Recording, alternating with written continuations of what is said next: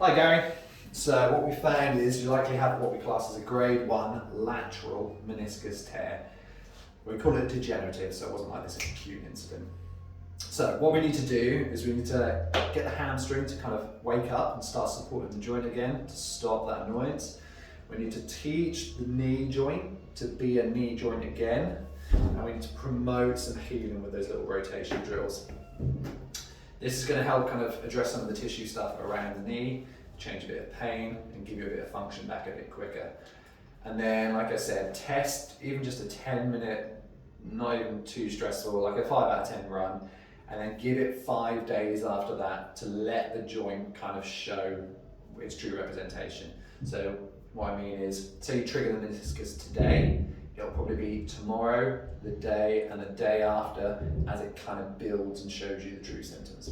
So if you did something in that kind of 5-day window, you might get like a fake representation. Cool. So do that and then test it and let me know. So with this can be, say we're running, I'm gonna get you to do this pre-run or pre-any training.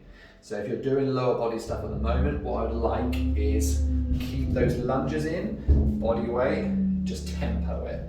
So you can support, so if you're training at TIBS, we're gonna come down to this lunge position, 1, 2, 3, and then up, 1, 2, 3, all while allowing no more than 4 out of 10 pain. Because if we just stop everything, you'll decondition, and then I'm gonna have to try and chase 2 weeks of lost conditioning when we come back to the plan. So I would do 3 sets of 6. If that's really easy, you can hold some weight. So you can just grab a weight, kettlebell, dumbbell, doesn't matter. I want this to start to work. So that's going to be your just basic lower body conditioning, and you can do some single leg RDLs. Tips will know what that is. Not either of them. Cool. So if we go to the knee, what we get you to do, grab the band, start below the little bony prominence, 1 loop round, just to get it to bite. And then from here, what we do is, say that's 100%, you go 50%, and then you wrap 50% over the previous layer. Wrap, wrap, wrap, skip the kneecap, come over the top, and then pop it through. So I'd go another wrap round, but I'm just being lazy. So from here, what we'll do to start off with, you twist. So for you, we found that that rotation was a bit stiff. Just mobilize the tissues, and that'll allow all of this to feel a bit freer and move a bit more. So rotate, I normally spend just a minute or so doing that. Then you can bend, rotate, and then afterwards it should feel a bit freer. So that's going to be the tissue addressing point. And then what we're going to do for the joint, every 3 to 4 hours we need to scour the joint. So remind it, kind of flush nutrient-rich fluid to it. So we hold, create a nice little cradle, sit on the edge of your seat, and I'm going to get you to pull the heel towards the bum. You'll feel the hamstrings fire up, and you're going to squeeze. And then we're going to squeeze some rotation. As you straighten, keep squeezing that rotation. And then we'll start to straighten. And then you rotate. There's not going to be much here, obviously, because the knee's locked out. But here we should start to feel a bit more rotation. Squeeze, squeeze, squeeze. 3, one direction. And then 3, the other.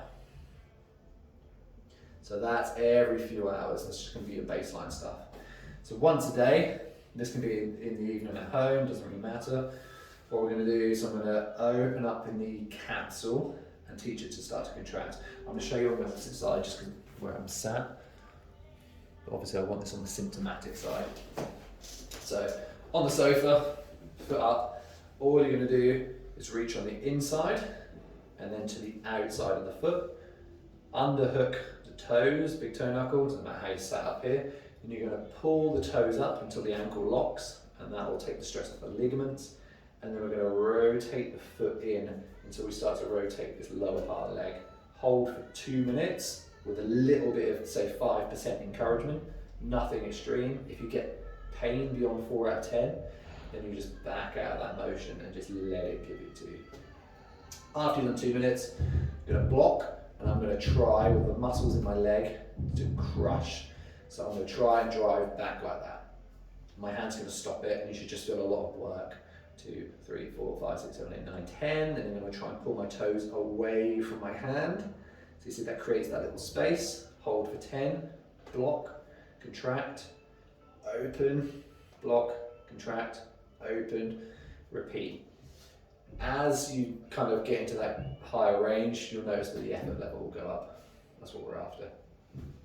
Then what we'll do is the same thing. Now we're going to come to the outside, rotate out, block, same scenario. So 2 minutes, open up the capsule, then we're going to drive 10 seconds, pull away, drive 10 seconds, pull away, block the new range, drive 10 seconds, pull away. You do 3 to 4 ascending contractions. And that's going to start to teach this knee to rotate and normalise a bit of joint function. After you've done that, go back and do 2 passing cars. With these called cars, it's just an acronym. So we go through 2 of those just to kind of let the joint know that the space you've just created and restored, you have active control over. Last little piece is we need to kind of wake up the hamstring and get it to fire up a bit more. To do that, feet up on the sofa. And to start off with, we're just going to hold, come up on 2, and the goal eventually is to be able to transition into 1 with minimum discomfort, minimum pain.